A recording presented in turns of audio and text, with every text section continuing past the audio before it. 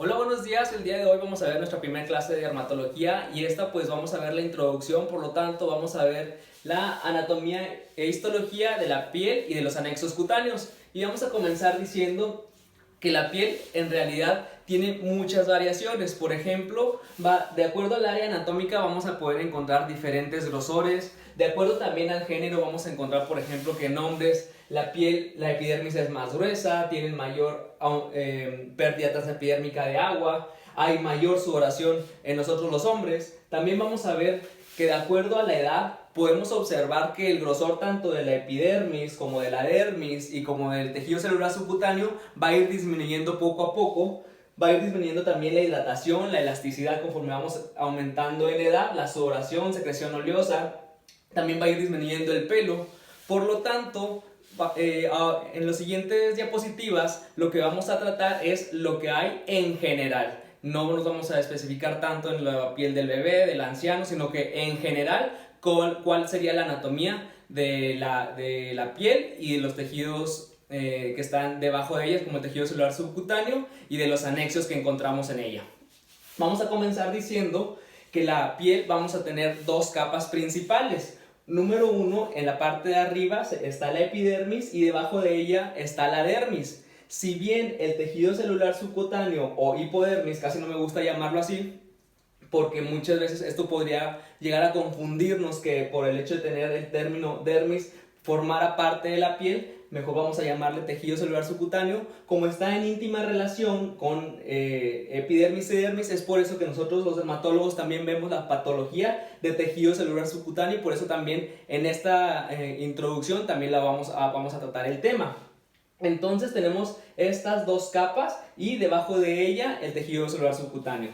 Esto es un esquema que ahora vamos a ejemplificar en un corte histológico, de tal forma que observamos en este corte histológico cómo de esta parte que está más rosa, vamos a decirlo así, de un rosa más fuerte, vamos a observar en la parte de arriba como de esta parte de un color más fuerte es la epidermis, y debajo de ella sería la dermis, y observamos como esta zona más clara, donde como si hubiera estos pequeños agujeros en el corte histológico, esto corresponde al tejido celular subcutáneo. Entonces tenemos epidermis, dermis y tejido celular subcutáneo.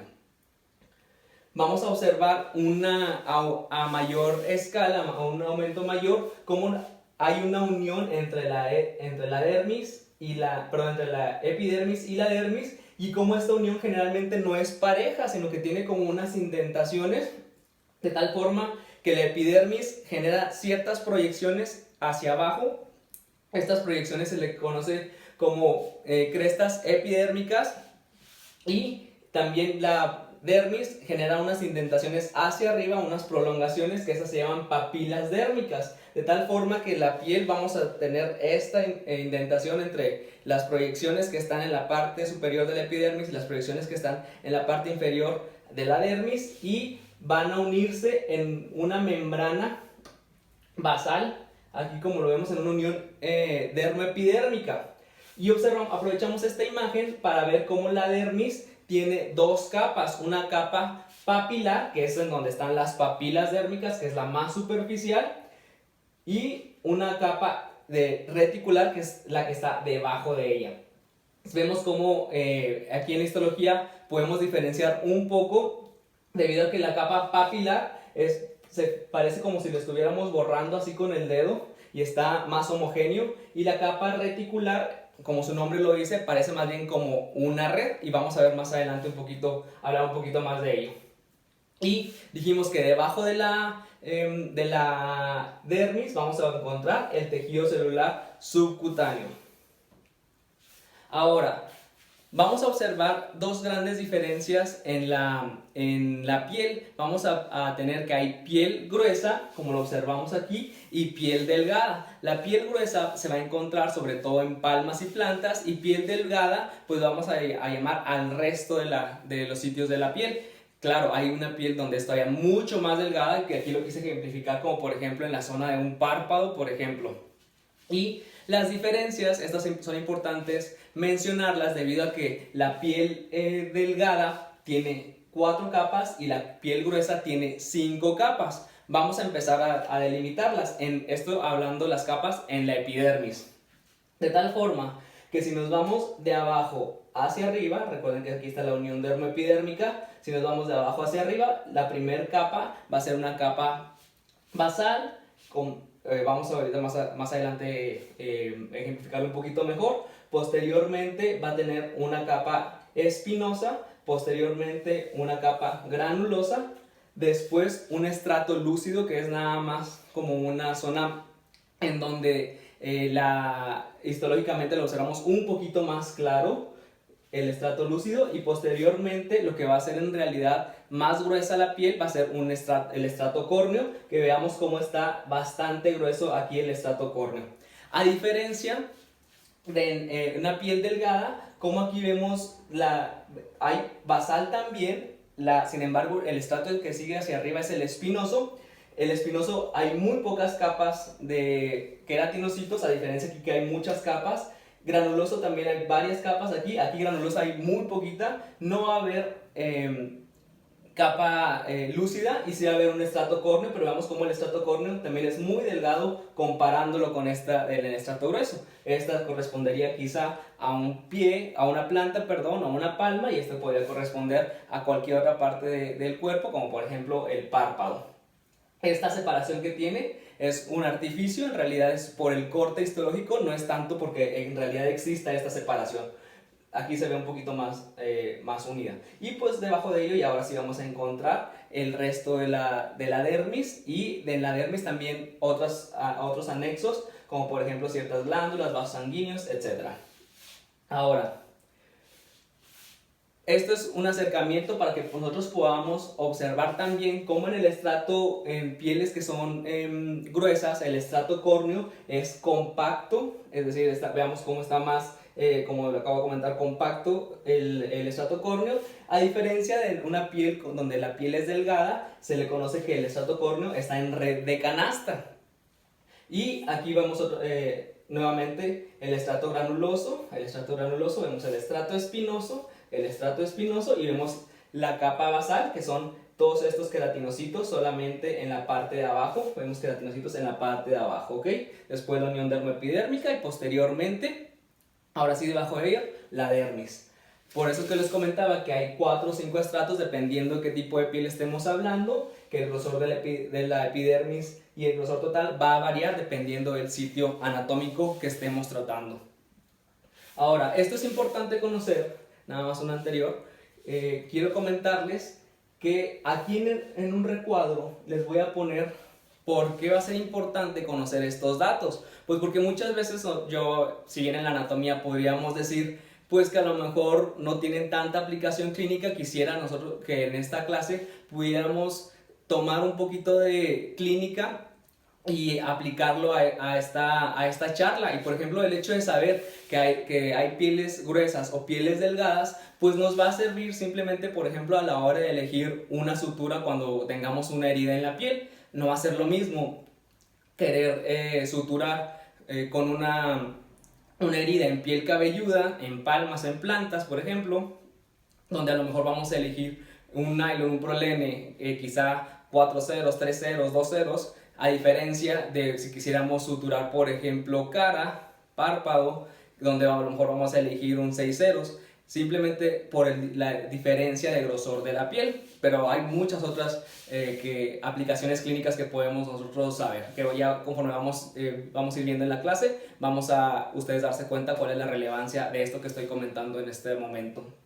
Ahora, hablando de las células de la piel, vamos a observar que en la epidermis hay 4 células principales. Por mucho, la que es más abundante van a ser los queratinocitos. El queratinocito es la célula estrella de la piel, por así decirlo. De tal forma que ahí va a haber queratinocitos basales que se van a encontrar en la capa basal. Aquí en la capa basal van a ser germinativos, se le conoce. ¿Qué quiere decir? Que el queratinocito a partir del estrato basal va a empezar a reproducirse y va a empezar a subir, vamos a decirle, de estrato, va a ir subiendo, después se va a ir por ejemplo en el estrato basal están más bien como cúbicos un poco, y posteriormente, conforme van a ir subiendo al estrato espinoso, pues va a estar más bien poliédricos. Esta forma poliédrica se va a observar debido a que un queratinocito con otro queratinocito se une a través de desmosomas. Entonces va a estar estos desmosomas, de hecho, si nosotros nos acercamos mucho a ver en el microscopio, se van a ver como unas espinitas pequeñas en la periferia de cada queratinocito, que es como se une un queratinocito con otro, por eso se le llama estrato espinoso, por estas espinitas pequeñas.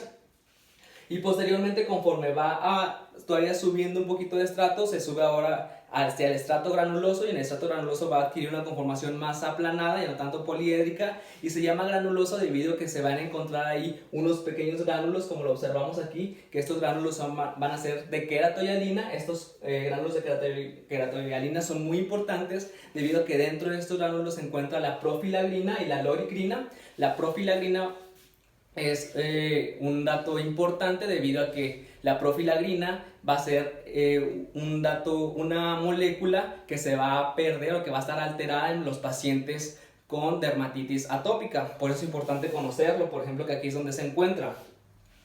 Y posteriormente, también comentar que en el estrato granuloso se encuentran otros cuerpos. Estos cuerpos se llaman cuerpos de Holland. Estos cuerpos de Holland contienen sobre todo ciertos sustancias lipídicas, y a partir de aquí, cuando están en el estrato granuloso y suben hacia el estrato córneo, aquí ya dejan de llamarse queratinocitos, aquí se llaman corneocitos, debido a que en el estrato córneo pierden su núcleo, por lo tanto son células sin núcleo. No sé si recuerden qué otras células se encuentran en nuestro organismo y que no tienen núcleo. Por ejemplo, los eritrocitos tampoco llegan a tenerlo. Entonces acá se le llama corneocito. En el corneocito, en la etapa aquí esta es la última capa de la piel, y posteriormente ya ahora sí se descama. Ahora, ¿cómo lo podemos aplicar esto? Bueno, pues por ejemplo, ya les comenté lo de la profilagrina, cómo se pierde en la dermatitis atópica. Todavía se puede aumentar, y vamos a ver que si el estrato córneo aumenta, se le va a conocer también como liquenificación, que vamos a ver más adelante. Ahora, en la epidermis no solamente se encuentra el queratinocito, ya dijimos que es el más abundante, pero también hay otras células. ¿Qué otra célula? Por ejemplo, está el melanocito. El melanocito se encuentra en la capa basal. Por cada 10 queratinocitos hay un melanocito aproximadamente, y se encuentra solamente en el estrato basal. Esta célula del melanocito, de aquí, si esta se llega a mutar, pues aquí es donde se empieza a producir el melanoma. Entonces, el melanocito además es una célula dendrítica, es decir, envía ciertas prolongaciones a los queratinocitos, y aquí es donde se produce la melanina, y que ya más adelante en la clase de fisiología les voy a comentar por qué es importante conocerlo. Otra célula que se encuentra también aquí son las células de Merkel, como observamos también en el estrato basal. Estas células de Merkel son mecanorreceptores, que también en fisiología vamos a ver para qué sirven, y están unidas también a una célula, a un nervio sensorial, que nos sirve pues para nosotros poder sentir la presión, la vibración sobre todo. Y hay otras células que están en el estrato espinoso. Estas células se le conoce como células de Langerhans. Estas son células presentadoras de antígeno, por lo tanto, si son células presentadoras de antígeno, recuerden que tienen la molécula, el complejo de histocompatibilidad tipo 2, y estas pues nos van a servir más bien para procesar ciertos antígenos y posteriormente presentárselos a los linfocitos T, y de esta forma los linfocitos T puedan despertar una reacción inmunológica ya sea a un alergeno, a un microorganismo. Entonces estas son las 4 células que se encuentran en la epidermis. Nada más comentar que dentro de las células de Langerhans se encuentran unos gránulos, unos cuerpos que se les conoce cuerpos raquetoides, o también se llaman gránulos de Birbeck. Estos, si bien se le conoce como raquetoides porque tienen una forma de raqueta, aún no se ha descubierto cuál será su función. Sin embargo, es una forma de nosotros identificarlos en la microscopía electrónica. Posteriormente también hay que saber que en la epidermis pues cada queratinocito tiene su citoesqueleto, como todo el resto de las células se compone por filamentos intermedios, microtúbulos y microfilamentos. Sin embargo, aquí en el queratinocito los filamentos intermedios se van a conocer como queratinas. Por eso es que a lo mejor se conoce o se habla tanto que el champú tiene queratinas, que si esto tiene queratina, que es queratina para el pelo. Pero bueno, son filamentos intermedios. Hay muchos tipos de filamentos intermedios, muchas queratinas. Nada más quiero comentar que en el estrato basal, por ejemplo, está la queratina 5 y 14, y en el suprabasal la queratina 1 y 10, y esta nos servirá más bien para cuando no sepamos cómo identificar algún tumor, de dónde viene, pues se les puede hacer ciertas queratinas, sobre todo en el pelo, y ya podemos saber de qué capa proviene. Pero como les digo, sobre todo en el pelo, pero así hay muchas más. Ahora, posteriormente, ya que tenemos la primera capa, que es la epidermis, antes de pasar a la dermis, hay que conocer la unión dermoepidérmica. La unión dermoepidérmica es muy importante, porque si esta unión dermoepidérmica llega a estarse alterada, pues ya sea por una molécula u otra, pues llega a presentar muchas enfermedades que nosotros vemos en dermatología. La unión dermoepidérmica, como les digo, se encuentra entre la unión entre la epidermis y la dermis, y como ejemplificamos aquí en esta imagen, vemos aquí que está el queratinocito. Cada queratinocito, dijimos que un queratinocito y otro se unen a través de desmosomas. Sin embargo, el queratinocito se une con la membrana basal que está debajo, que pertenece a la unión dermoepidérmica, a través de hemidesmosomas. Estos hemidesmosomas se unen primero a la lámina lúcida, debajo de ello está la lámina densa, y posteriormente ahora sí a la región fibrilar, debajo en la dermis papilar. Entonces, esta unión dermoepidérmica, es decir, la membrana basal con su lámina lúcida y la lámina densa y la región fibrilar, si llega a haber alguna alteración, pues nos vamos a imaginar, si dijimos que la membrana basal se une, es ahí en donde se empieza a unir los queratinocitos basales. Si esta llega a estar alterada, se van a empezar a desprender los queratinocitos basales, y posteriormente todo el resto de los queratinocitos que están arriba de los basales, y esto se va a traducir después en la clínica como una ampolla. Entonces, aquí lo ejemplifico de una forma sencilla. Sin embargo, si nos vamos un poquito más a profundidad, vamos a observar que tanto la lámina lúcida, la lámina densa, como los hemidesmosomas, tienen muchas moléculas, como por ejemplo la prectina, la integrina alfa 6 beta 4, como por ejemplo los del pemfigoide buloso, tanto 1 como 2, la minina 5, colágena 6. O sea, hay muchas moléculas que, si cada una de ellas falla, se va a manifestar de forma distinta, todas ellas con una ampolla, pero con otras situaciones que les pueden acompañar, o no nada más situaciones, sino diferentes edades, por ejemplo. Y si llega a fallar cada una de estas, nosotros podemos observar, por ejemplo, aquí les puse una gráfica que hay ciertas enfermedades, dependiendo de cuál sea la proteína que esté fallando, pues va a ser la enfermedad con la que se va a presentar. Como por ejemplo, se puede presentar también como el pemfigoide buloso, es el clásico, pero si llegan a fallar arriba, no en la lámina, no en la unión dermoepidérmica, sino en los desmosomas, por ejemplo, estos desmosomas sería una ampolla ya no subepidérmica, sino una ampolla epidérmica, y ahí serían otras enfermedades las que se podrían manifestar, como el pénfigo vulgar, por ejemplo, como el impétigo y el impétigo buloso, y todas ellas se manifiestan con ampollas de diferente tipo. Entonces, si bien la unión dermoepidérmica pudiéramos haberla pasado por alto, no quisiera que así fuera, debido a que hay muchas enfermedades, como lo acabo de comentar, que aquí se pudieran llegar a manifestar. Ahora, ya tuvimos la dermis, unión dermoepidérmica, y posteriormente, ahora sí vamos a ver la dermis. Dijimos que en dermis hay una superficial que está más arriba, por así decirlo, que esta se llama papilar, o una más profunda, que esta dijimos que se llama reticular, por el aspecto de red que adquiere aquí en la histología. Vamos a tener que aquí la célula estrella va a ser el fibroblasto. El fibroblasto va a producir tres tipos de cosas: colágena, fibras elásticas y la sustancia fundamental. Esto va a ser la célula más abundante, el fibroblasto. bueno, o principal generalmente de la dermis. Sin embargo, aquí en la dermis no nada más está esta célula, hay otras células, sobre todo células inmunológicas. Por ejemplo, se encuentran los macrófagos, eosinófilos, se encuentran neutrófilos, se encuentran células plasmáticas, también hay histiocitos, y no nada más ellos, como aquí en la dermis también se encuentran los anexos cutáneos, pues nosotros vamos a ver las células que corresponden, por ejemplo, a los vasos sanguíneos, como las células endoteliales, los miocitos de la capa muscular. Hay también neuronas, células de Schwann. Hay, si vamos a los folículos, pues va a haber todos las capas, las células que se encuentran en el folículo, como las células basales, las células melanocitos también ahí se encuentran, glándulas, ahí, y vamos a ver también cada una de ellas. Ahora, nada más aquí quiero que veamos cómo aquí en la dermis papilar y reticular hay estos vasos sanguíneos, nada más para que vayamos empezando a identificarlos.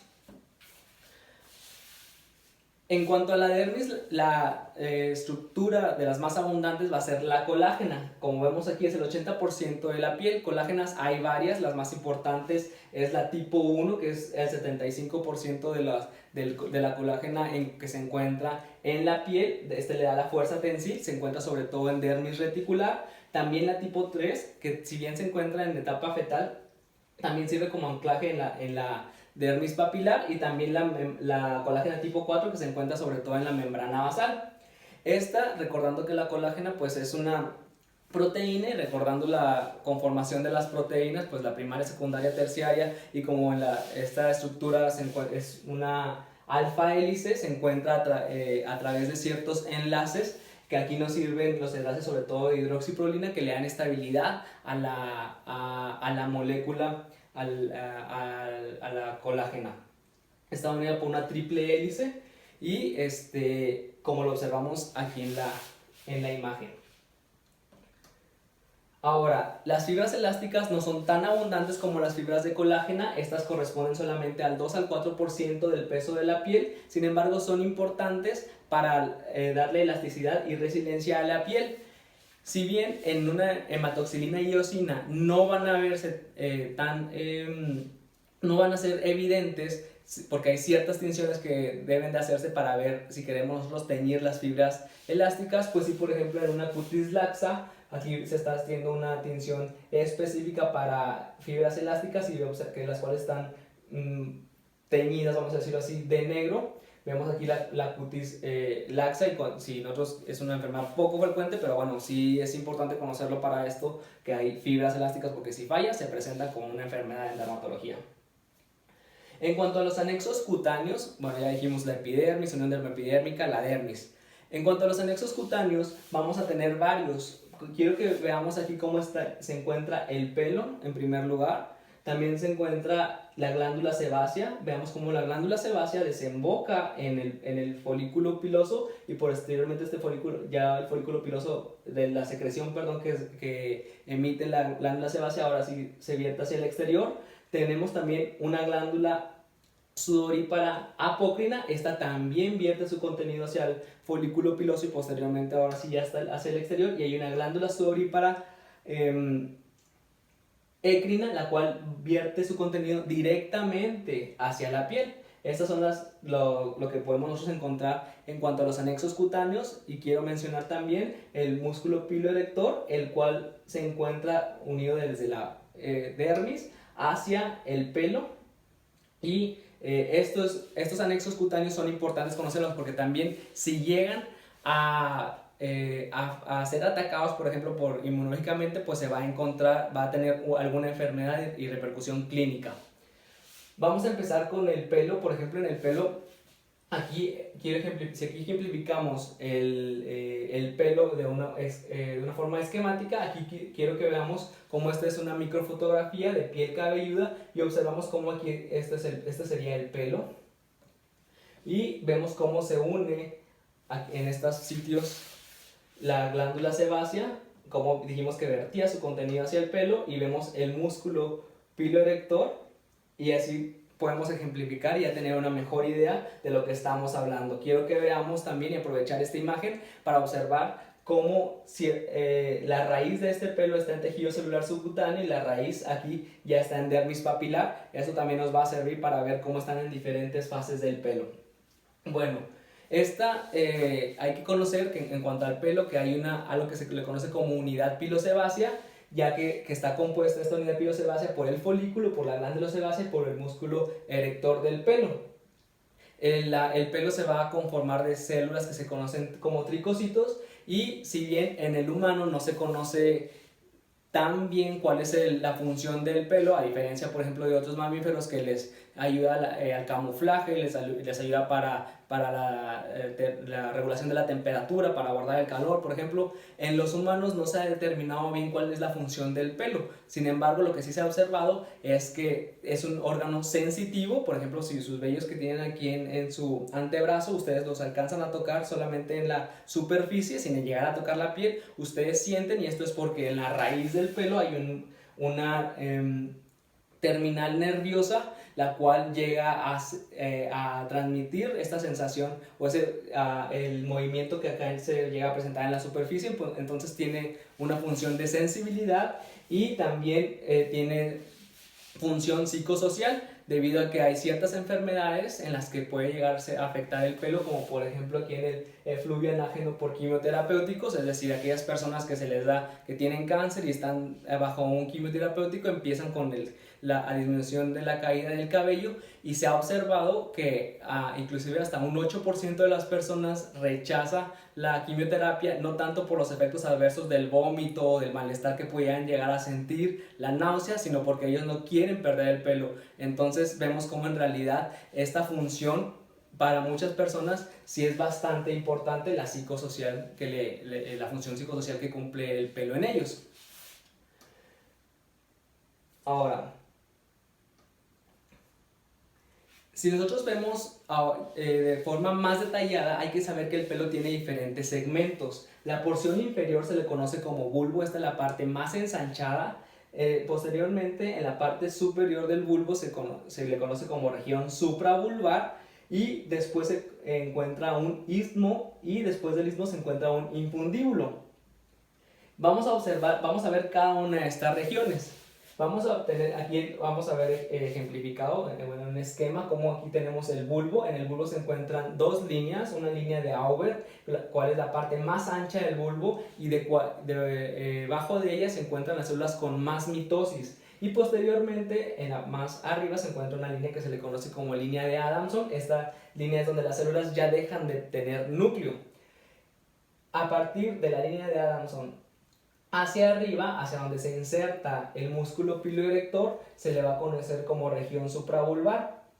De la región de donde se inserta el músculo piloerector hacia donde se desemboca la glándula sebácea se le conoce como istmo, y posteriormente desde donde desemboca la glándula sebácea hacia la superficie se le va a conocer como infundíbulo. Aquí quiero aprovechar para conocer esta otra estructura, que es en donde se inserta el músculo piloerector, se le conoce como protuberancia, y esta protuberancia es muy importante debido a que aquí es donde se encuentran las células madre, por así decirlo, del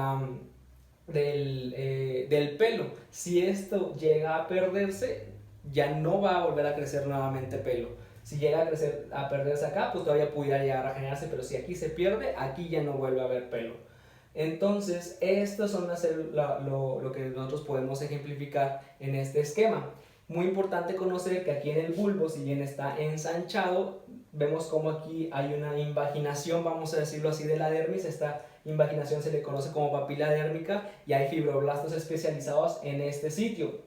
También aquí se ha observado que puede llegar células madre y que junto de aquí y con aquí puede llegar a crecer el pelo.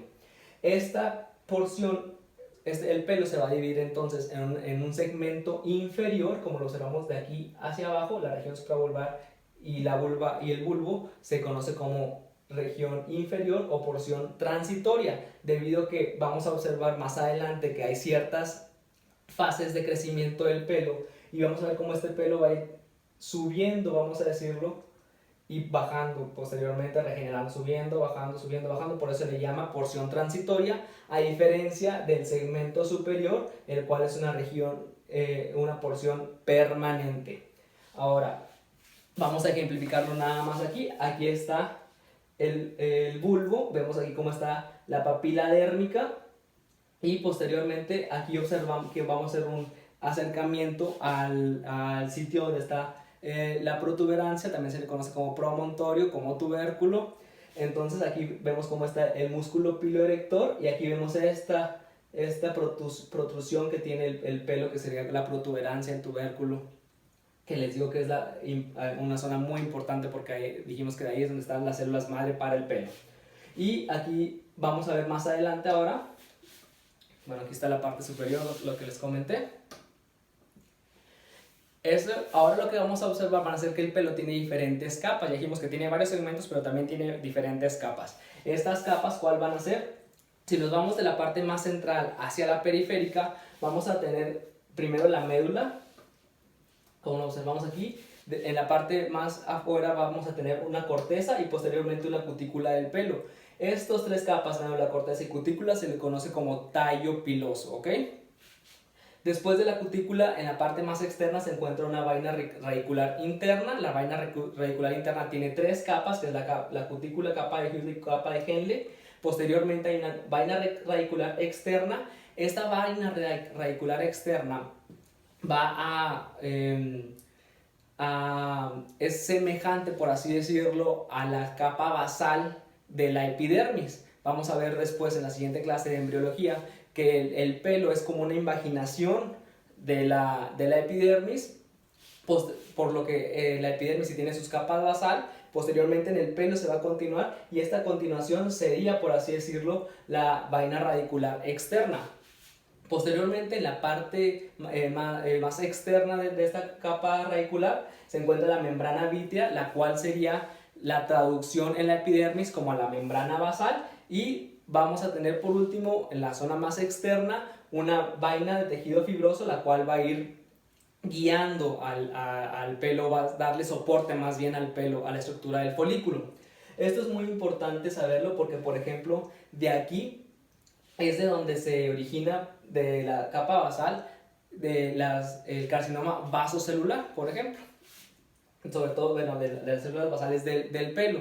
Otra cosa importante a tomar en cuenta es que ya vimos cómo el pelo tiene esta estructura y hay ocasiones en las que si no sigue su tallo, por así decirlo, sigue su orden o por dónde debe salir y llega a romper, llega a irse por ejemplo aquí el pelo y no se va por aquí por donde tiene que ir, sino que rompe hacia la dermis, por ejemplo, y se va hacia otro sitio. Bueno, eso también puede llegar a generar otro tipo de manifestaciones cutáneas, como por ejemplo se ha observado en la hidradenitis supurativa, por ejemplo, que hay una ruptura de aquí del pelo, y hay otras muchas más, sobre todo, por ejemplo, celulitis disecante. También se puede llegar a observar este tipo de que rompe el pelo, la vaina del tejido fibroso, y genera, porque debido a que el pelo es muy tiene mucha atracción inmunológica cuando no se encuentra en este sitio, sino cuando se llega a encontrar en dermis, atrae a muchos a neutrófilos, linfocitos, entonces genera mucha reacción cuando no se encuentra en su sitio.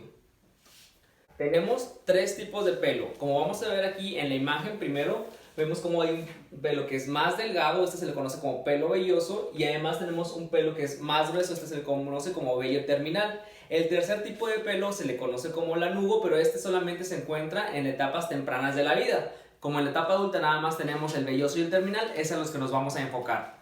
Vemos aquí en la imagen como el pelo terminal está más grueso y es más largo, y además el pelo velloso es más delgado y es más corto. Esto es en una imagen clínica, pero en una imagen al microscopio lo vamos a observar también como el pelo velloso es más delgado en su diámetro, a diferencia si lo comparamos con estos dos que son pelos terminales, que son más anchos.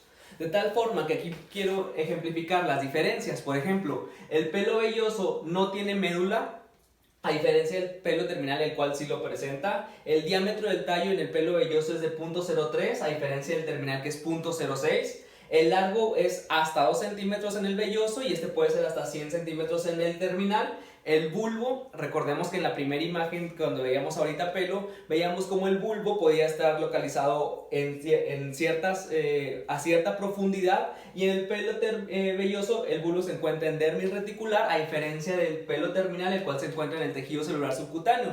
Es decir, su raíz, por así decirlo, del pelo terminal está más abajo. En cuanto a topografía, el pelo velloso se encuentra en todo el cuerpo. Claro, hay ciertas áreas donde no hay pelo, como por ejemplo palmas y plantas, a diferencia del pelo terminal, el cual solamente se encuentra en áreas específicas como piel cabelluda, bigote, barba, axilas, pubis. Estas son las diferencias entre el pelo velloso y el pelo terminal. También es importante conocer que el pelo tiene un ciclo. Recordamos nada más que hay una porción la cual es permanente, la cual es a partir de la protuberancia hacia arriba, y una porción la cual es transitoria, la cual es de la protuberancia hacia abajo. Recordamos que aquí está la protuberancia y aquí vemos cómo se encuentra el músculo erector del pelo. Ahora, ciclo del pelo tiene tres fases. Tiene una fase de anágeno, como observamos aquí. Esta fase de anágeno es de crecimiento. Vemos cómo el pelo se encuentra cuando está en crecimiento. El bulbo está implantado en dermis reticular o dermis papilar, y conforme va deteniéndose su crecimiento, entra a una fase de catágeno, que es en la fase en donde se detiene. Muy pocos cabellos están en esta fase, como lo observamos aquí. Aquí ya el bulbo del pelo va acercándose hacia el músculo piloerector, como lo observamos aquí, y posteriormente entra una fase de telógeno. Esta fase de telógeno es una fase de caída. Aquí hay un poquito más de cabellos en fase de caída, más respecto al catágeno, pero menos respecto al anágeno. Y aquí es donde ya el bulbo llega hasta el promontorio, que es donde se inserta el músculo piloerector, y posteriormente, ahora sí, se cae el pelo.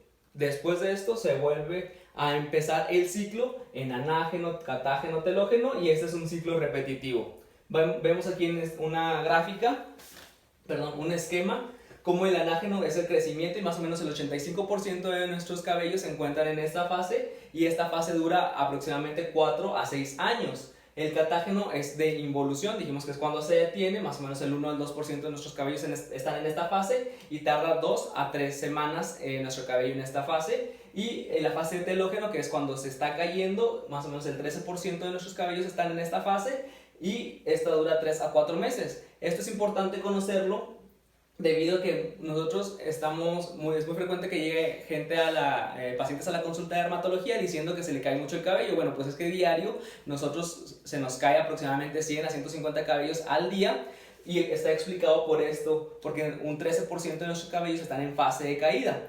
También es importante saber que hay ocasiones, como hay ciertas enfermedades, como por ejemplo el efluvio telógeno, en las que este efluvio telógeno se presenta sobre todo porque no se respetan estos porcentajes. Vamos a decir que, por ejemplo, hay cierto porcentaje que en vez de ser el 85% que esté en anágeno, pues a lo mejor un 70% está en anágeno, y tiene mayor porcentaje de cabellos están en telógeno. Entonces hay un aumento de la caída de cabello, y esto, bueno, pues hay que investigar por qué nuestros cabellos están más cabellos están en esta fase y no en esta fase, y pues que pueden ser muchas causas: medicamentos, por ejemplo, estrés, etc. Bueno, también vemos aquí cómo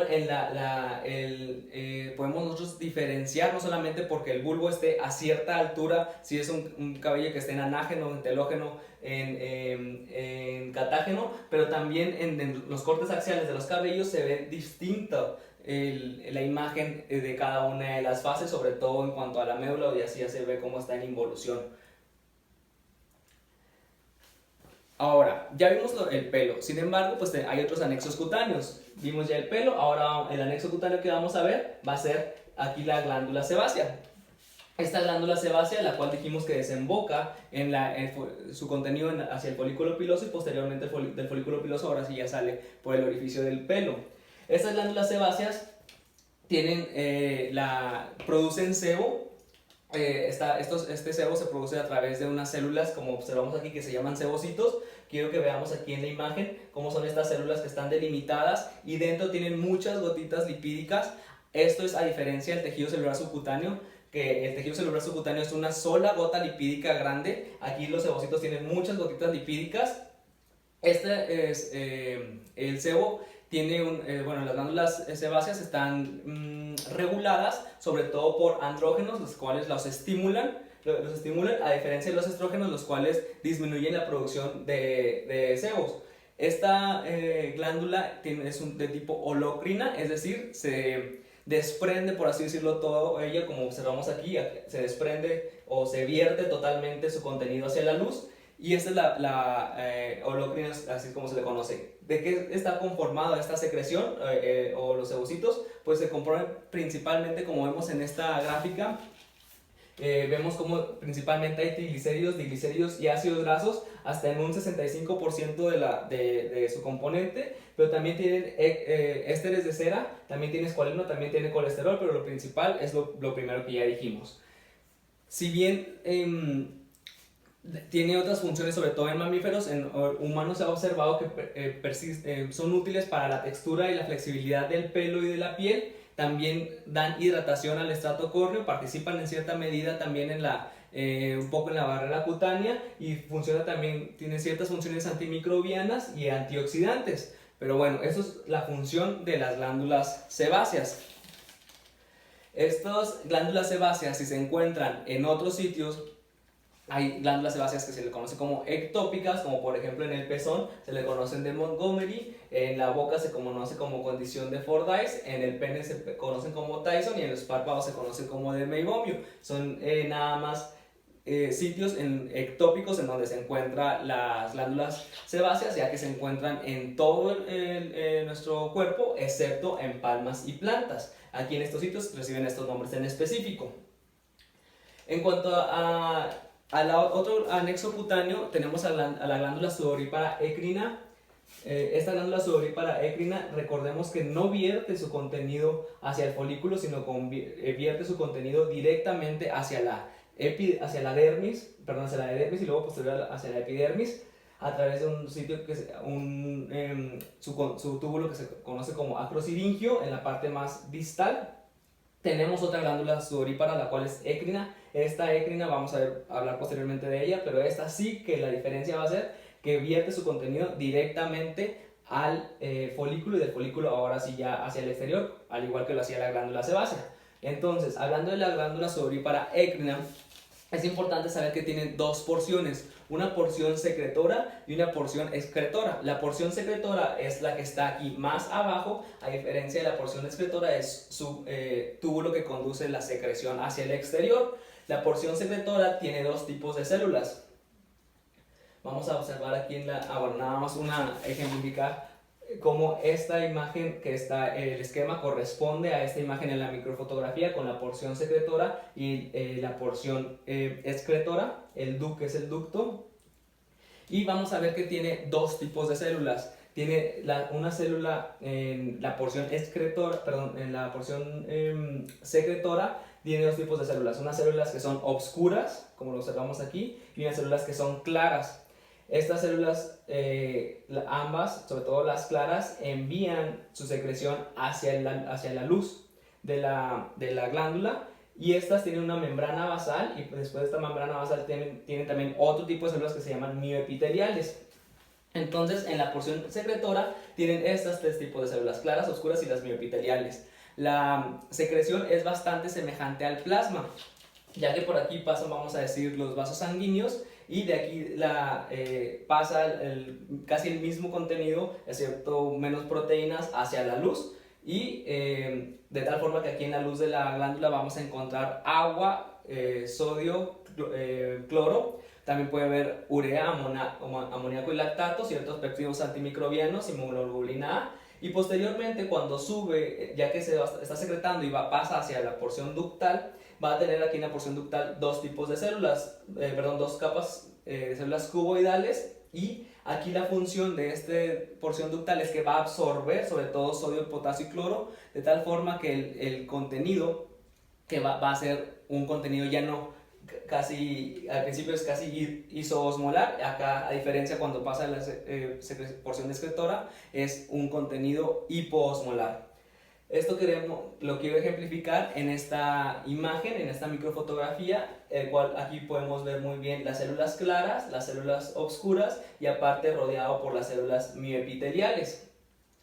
Aquí ejemplifico cómo está lo que pasa de la sangre hacia primero a través de las células claras, sobre todo dijimos hacia la luz de la glándula con una secreción casi isotónica, y cuando pasa a la porción ductal se reabsorbe lo que habíamos dicho, sobre todo sodio, cloro, y esto genera que la secreción final sea una secreción hipotónica. Ahora, estas glándulas se encuentran sobre todo, la función principal es en cuanto a producir sudor, y el sudor regula la temperatura. Esta secreción se hace a través de una secreción merocrina, a diferencia de orocrina, que eran las glándulas sebáceas, sobre todo a través de la acoporina 5. Esta acoporina 5 es de las moléculas que más, o las estructuras que más participan para la secreción del sudor. Están controladas por el sistema nervioso simpático, sobre todo a través de la acetilcolina. Ahorita en fisiología vamos a explicar un poquito más por qué es el simpático la acetilcolina, si pues se supone que la acetilcolina es más bien del parasimpático, y se encuentran, si bien en todo el organismo, donde más se encuentran va a ser en palmas, plantas, axilas y piel cabelluda, en donde casi no va a haber prácticamente cero labios, lecho ungueal, glande de labios y labios menores. Aquí nada más vemos cómo tenemos a la célula cuboidal, que es la doble capa cuboidal, es decir, esta es una porción ya la tubular cuando va a la porción excretora, y aquí vemos cómo están las células claras y oscuras y rodeadas por las células miopiteliales, lo cual nos habla que esta es la porción secretora, todas estas. Aquí vemos cómo está la porción ductal y cómo se acerca hacia la epidermis, y posteriormente aquí vemos ya la epidermis, aquí vemos cómo va el ducto, dijimos que se llama acrosiringio cuando ya está en la porción intraepidérmica. Y por último, las glándulas sudoríparas apócrinas. Estas glándulas sudoríparas apócrinas en general corresponden, si tomamos como el 100% las glándulas sudoríparas, el 90% son écrinas y el 10% son apócrinas. Estas apócrinas dijimos que vierten su contenido hacia el folículo piloso, al igual que la glándula sebácea. Aquí estas están mediadas sobre todo o reguladas por estímulo adrenérgico.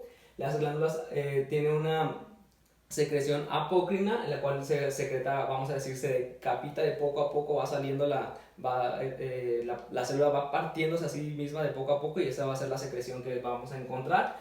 Sobre todo secreta sudor con proteínas, feromonas y esteroides, y se va a tener una secreción en pulsos.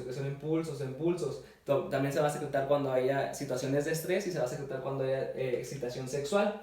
La función se desconoce, se sabe que son ovoríferas, pero eso, bueno, pues más bien en mamíferos y en animales, perdón. Y sobre todo se ha postulado cierta función en que si sirve como un surfactante para el sudor. ¿Esto qué quiere decir? Ya dijimos que la écrina pues secreta sudor, y para que no se rompa ese sudor y la gota no caiga tanto al suelo, pues una gota que cae al suelo de sudor no nos sirve para nada, ya que no está refrescando. Vamos a verlo más adelante en fisiología. Entonces lo que hace se ha postulado que esta glándula genera que sea este sudor, en vez de una gota, que sea como una película sobre la piel, para que el sudor se quede un poquito más de tiempo adherido a nuestra piel, y así cumpla la función de termorregulación. Se encuentran sobre todo en axilas, línea submamaria, ingles, en región anogenital, conducto auditivo externo, en párpados, sobre todo en una glándula que se conoce como glándula de Moll, en párpados. En axilas sí que, por ejemplo, la relación es casi 1 a 1 entre la écrina y la apócrina, pero en el resto del cuerpo ya dijimos que es 9 a 1. Aquí observamos cómo la decapitación que se tiene, esta que les decía que es de poco a poco, la secreción que vamos viendo en las glándulas. Además, en la dermis se encuentran también los vasos sanguíneos. Los vasos sanguíneos están distribuidos en forma de dos plexos. Un plexo vascular superficial, como lo observamos aquí, divide la dermis reticular la reticular de la papilar, y un plexo vascular profundo, divide la dermis reticular del tejido celular subcutáneo. Y además estos plexos tienen comunicación a través de vasos que se conocen como vasos intercomunicantes, y esto es importante saber, ya que el plexo vascular superficial además envía unas asas capilares hacia las papilas, o también se conoce como asas papilares. Estos capilares verdaderos Y esto ya sabemos que un extremo se encuentra en las arteriolas, otro lado se encuentran las vénulas capilares. Bueno, pues en estos vasos sanguíneos tienen, como ya sabemos, sus células son células endoteliales, las cuales lo recubren por la parte interna, y después en la zona media la músculo liso, sobre todo las arterias.